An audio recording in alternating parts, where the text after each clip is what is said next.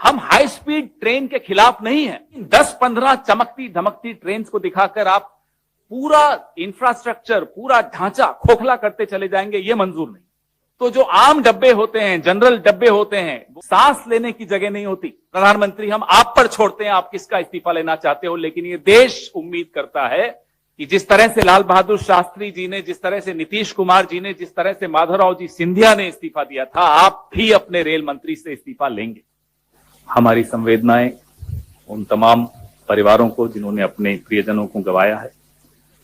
साथ ही Odisha police, NDRF, ओडीआरएफ और भारतीय सेना को धन्यवाद। रक्तदान करने कतारों में लोग खड़े थे, नौजवान लोग खड़े थे।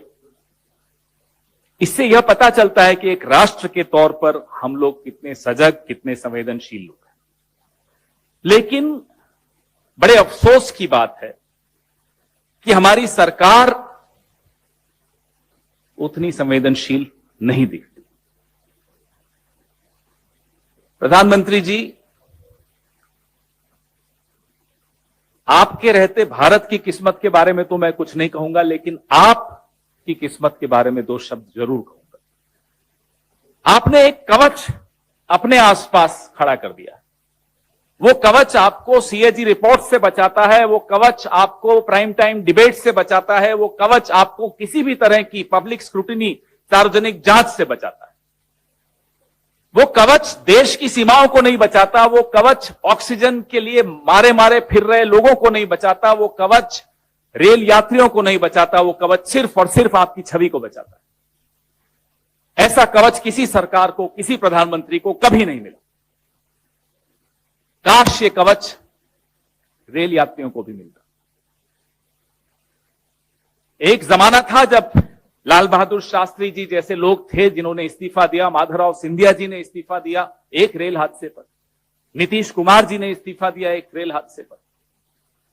इस्तीफे का अर्थ क्या होता है? इस्तीफे का अर्थ होता है नैतिक जिम्मेदारी लेना।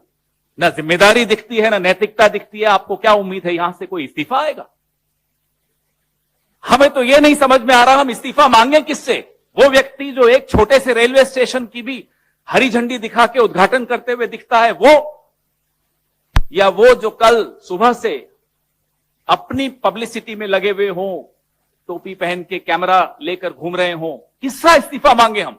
प्रधानमंत्री, हम आप पर छोड़ते हैं, आप किसका इस्तीफा लेना चाहते हो, लेकिन ये देश उम्मीद करता है कि जिस तरह से लाल बहादुर शास्त्री जी ने, जिस तरह से नीतीश कुमार जी ने, जिस तरह से माधवराव जी सिंधिया ने इस्तीफा दिया था, आप भी अपने रेल मंत्री से इस्तीफा लेंगे। सीएजी रिपोर्ट आपके सामने है, पार्लियामेंट की स्टैंडिंग कमेटी की रिपोर्ट मेरे साथी, मेरे सहयोगी शक्ति सिंह गोहिल साहब के पास है, इस पर वो चर्चा करेंगे। सीएजी की रिपोर्ट बड़े स्पष्ट तौर पे बताती है कि 2017 से 21 के बीच में डिरेलमेंट, यानी ट्रेन के पटरी से नीचे उतर जाने की वजह से 1127 हादसे, 1127 derailments between the year 2017 and 21। By the way, ये सीएजी रिपोर्ट वही है जिसको आधार बनाकर आप लोग भी किसी जमाने में प्राइम टाइम डिबेट्स करते थे और यूपीए की सरकार के मंत्रियों से इस्तीफे मांगते थे। तब वो कवच नहीं होता था जो आज प्रधानमंत्री को कवच मिला हुआ है, आप सबकी तरफ से भी मिला हुआ है। मोदी सरकार का जो ट्रैक रिन्यूअल का बजट है, ये सीएजी रिपोर्ट भी हम आपको प्रेस रिलीज के मार्फत सर्कुलेट करेंगे। शायद आपके टेबलों पर आपके संपादकों ने नहीं भेजी होगी, या संपादकों की टेबलों पे उनके मालिकों ने नहीं भेजी होगी, मैं आपको जरूर भेजूंगा। ट्रैक रिन्यूअल का बजट हर साल कम होता जा रहा है और जो बजट है उसका यूटिलाइजेशन नहीं हो रहा। हम हाई स्पीड ट्रेन के खिलाफ नहीं है, लाइए, लेकिन 10-15 चमकती धमकती ट्रेन को दिखाकर आप पूरा इंफ्रास्ट्रक्चर, पूरा ढांचा खोखला करते चले जाएंगे, यह मंजूर नहीं। सवाल आपकी विजन, आपकी सोच, आपकी नीयत पर है। रेल मंत्री के ट्विटर रिप्लाईज अगर आप देखें तो जो आम डब्बे होते हैं, जनरल डब्बे होते हैं, बोगियां होती है, उनकी स्थिति आपने देखी होगी। यही कोरोमंडल एक्सप्रेस का कुछ दिनों पुराना, अगर आप रेल मंत्री की टाइमलाइन पर जाएंगे तो आप देखेंगे वीडियोस, सांस लेने की जगह नहीं होती।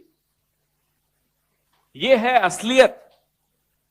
आप वंदे भारत की 5-6 वो दिखा दिखाकर क्या बताना चाहते हैं कि पूरी भारतीय रेल ऐसी चल रही है? 70 साल अलग अलग सरकारों ने भारतीय रेल को एक भरोसे की सवारी बनाया था। आप मित्रजाल में फंसकर आम नागरिक की चिंता छोड़कर सिर्फ और सिर्फ चमकती धमकती पीआर के ऊपर के चक्कर में पड़ गए। खुद रेलवे मंत्रालय की रिपोर्ट बताती है कि रेल विभाग में 3,12,000 भर्तियां खाली पड़ी। रेल का बजट आपने खत्म कर दिया, भर्तियां आप भर नहीं पा रहे। हमारा इतिहास तो देख लीजिए, उससे तो सीख लीजिए कि कैसे जिम्मेदारी लेते थे, कैसे नैतिकता थी। लेकिन अब आपको एक नीति छोड़नी पड़े, प्राण जाए पर पीआर न जाए, यह नीति छोड़नी पड़े।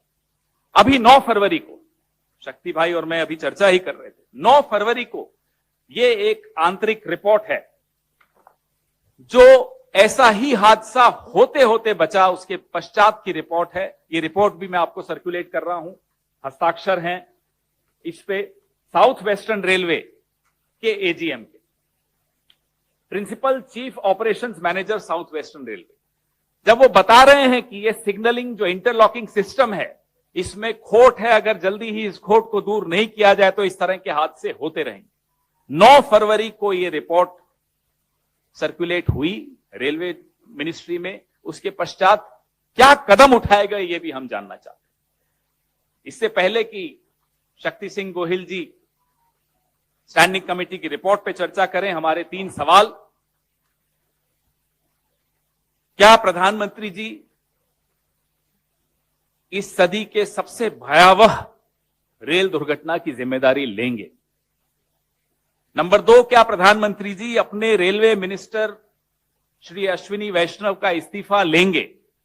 हमारी यह स्पष्ट मांग है कि रेलवे मिनिस्टर को तुरंत नैतिक जिम्मेदारी लेते हुए इस्तीफा देना चाहिए।